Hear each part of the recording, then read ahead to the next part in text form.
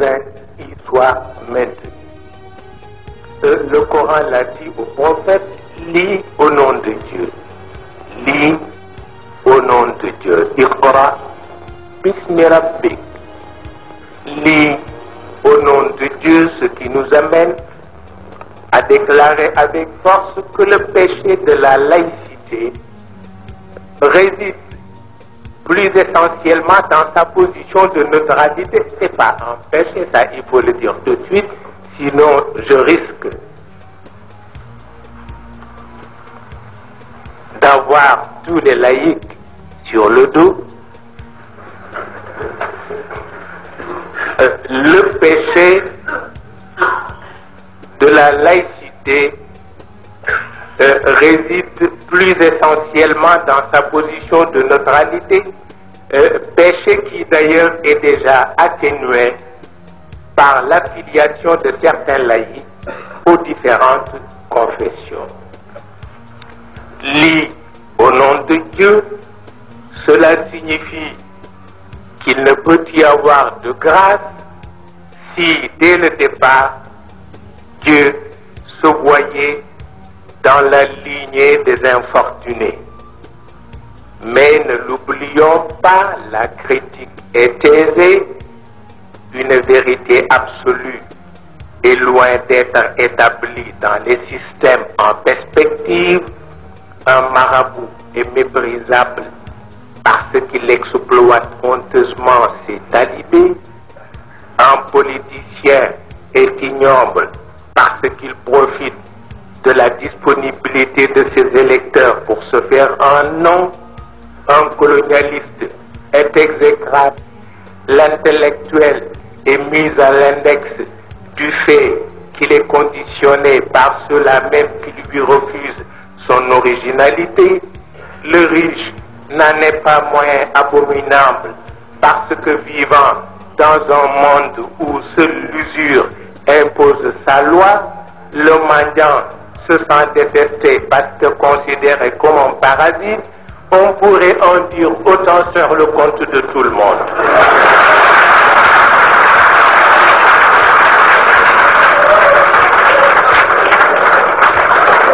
Et une chose est certaine, c'est que les grands de la critique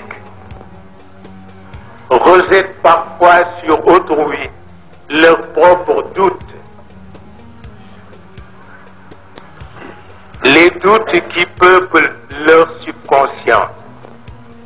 Il s'agit d'une maladie dont la ténacité dépasse largement la compétence des psychanalystes.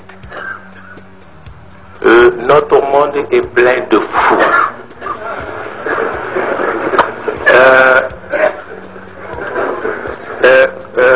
Khrouchtchev l'a dit un jour au président Nasser, c'est le président Nasser lui-même qui m'a raconté cette petite histoire. Khrouchtchev lui a dit, toi et moi, on est des fous, mais c'est un secret d'État. D'où la nécessité d'un enseignement hors série. Jacques Maritain l'a affirmé pour le compte de la chrétienté. Jacques Maritain nous dit il y a une inspiration d'ordre surnaturel à laquelle les dons du Saint-Esprit nous rendent dociles et qui présuppose la charité. Elle élève les âmes saintes au mode surhumain d'agir qui fait la vie mystique. Mais dans l'ordre naturel aussi, il y a une inspiration spéciale qui, elle aussi, est au-dessus de la délibération de la raison et qui procède, comme le notait le grand philosophe Aristote, de Dieu présent en nous.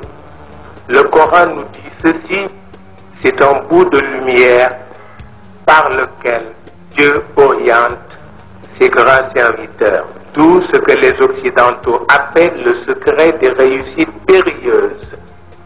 Ce qu'il faut retenir ici, c'est qu'il y a mysticité et mysticité. les hippies sont-ils, oui ou non, satisfaits de l'aspect caricatural d'un certain mysticisme? Je n'en sais pas encore grand-chose, mais je crois que le danger qui menace notre existence, c'est surtout l'absence de ce qu'on appelle le dialogue. S'il est amusant de passer son loisir à formuler des critiques, il n'en est pas moins évident que le dialogue reste notre unique chance pour éviter des heurts plus que nuisibles à l'organisation de notre cité. D'autant que, face aux grandes options, l'homme ou les hommes se scindent en plusieurs parties. Il y a des admirateurs, il y a des détracteurs, il y a des ceci, il y a des cela. Ce qui fait rire, c'est que Lord Belfort, un historien anglais que vous connaissez, nous dit de Mustafa Kemal Pasha qu'il était chef de brigand. Alors que son homologue Charles Harrington affirme qu'il n'a jamais rencontré un homme qui ait une vue aussi claire de ses objectifs et qui soit aussi décidé à les réaliser. Les gens disaient aussi de Mahomet que ces soldats étaient des fanatiques, alors que les autres, parce que admirateurs, reconnaissaient une chose, qu'il ne peut y avoir de soldats aussi résolus, aussi parfaitement disciplinés. C'est une question d'appréciation. Un détracteur est toujours prêt à dire des balivernes et à verser des invectives. Mahomet, que l'on connaît avec son Coran et ses 600 millions d'adeptes, est loin d'être un simple fanatique. Le poète l'a dit, sa vie, son recueillement, ses blasphèmes héroïques contre les superstitions de son pays, son audace à affronter les fureurs des idolâtres, sa constance à les supporter 15 ans à la Mecque, son acceptation du rôle de scandale public et presque de victime parmi ses compatriotes, son éloignement, enfin, sa prédication incessante, ses guerres inégales, sa confiance dans les succès, sa sécurité surhumaine dans les revers, sa longanimité dans la victoire, son ambition toute d'idées, nullement d'empire, sa prière sans fin, sa conversation mystique avec Dieu, sa mort et son triomphe après le tombeau attestent plus qu'une imposture, une conviction.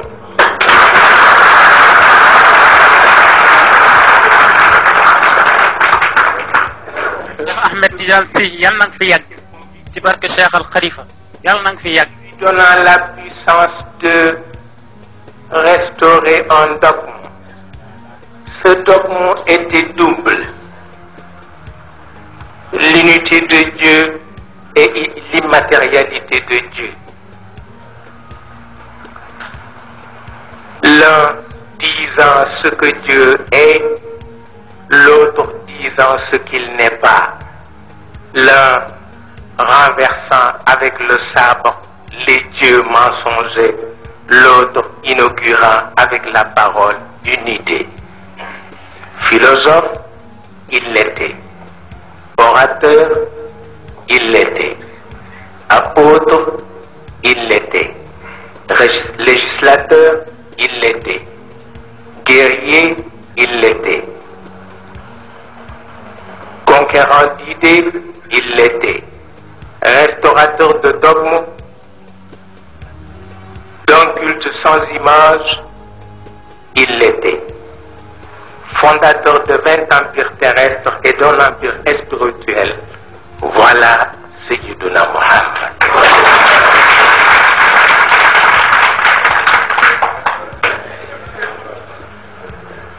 Mais tout cela n'indique pas encore un refus catégorique opposé aux exigences des uns ou des autres. C'est plutôt une manière qui nous est propre de situer les problèmes de l'heure. S'il est demandé aux adultes de se comporter en modèle, il n'en est pas moins flatteur pour les enfants de mériter la relève. Ce que le pays attend des uns et des autres, c'est d'adopter une attitude responsable. Attitude qui n'en reste pas moins un sens élevé de la mesure, afin que la base de notre objectivité ne craque sous le poids de nos maladresses. Le président Senghor, qui est un maître à penser, tremble toujours. L'expression est du 4e calife de l'islam, Sayyiduna Ali. Il disait souvent « je tremble ». Pourquoi? Parce qu'il a pris conscience de la destinée du monde. Mais le président Senghor, lui aussi, tremble parfois.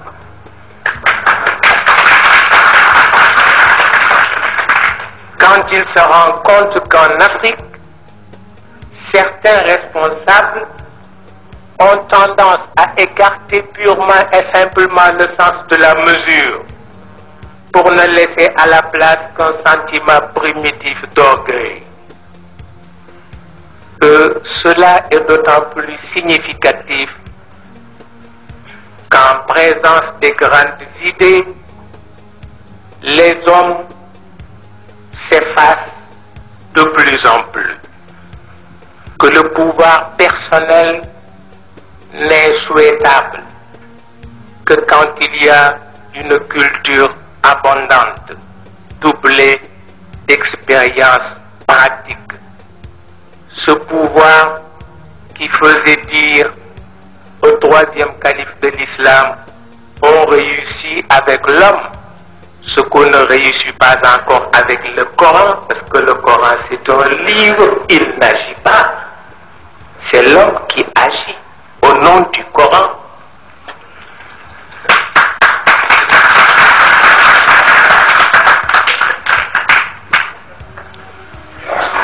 Ce à quoi on assiste aujourd'hui chez les pays suffisamment développés, c'est l'inverse. Ils préfèrent référer aux grandes idées afin que la chute d'un homme ne leur soit fatale. Le général de Gaulle n'a-t-il pas prévu quelque part dans ses analyses politiques et philosophiques la disparition du pouvoir personnel en Europe?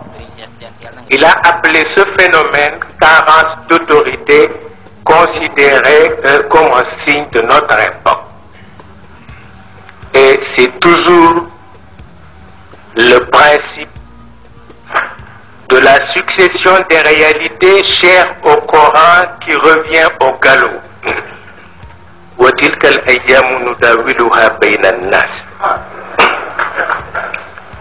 Et il serait imprudent d'essayer de se substituer à Dieu pour faire de cette succession une propriété privée. Mahomet nous dit que l'héritage culturel de l'humanité n'est transmissible que dans la mesure où les hommes du présent ne cherchent pas à imposer leur point de vue ceux de l'avenir. Il se peut, dit-il, que le transmetteur soit moins doué que le récepteur. رب حامل فقه غير فقيه ورب حامل فقه إلى من هو أفقه منه.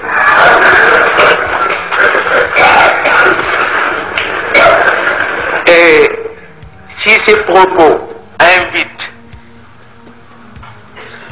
à une pratique plus assidue de l'humilité, cela n'entamerait en rien notre admiration pour tous ceux qui, Européens, Africains, participent avec efficacité à l'édification de ce que notre ami, le président Senghor, appelle la civilisation de l'univers.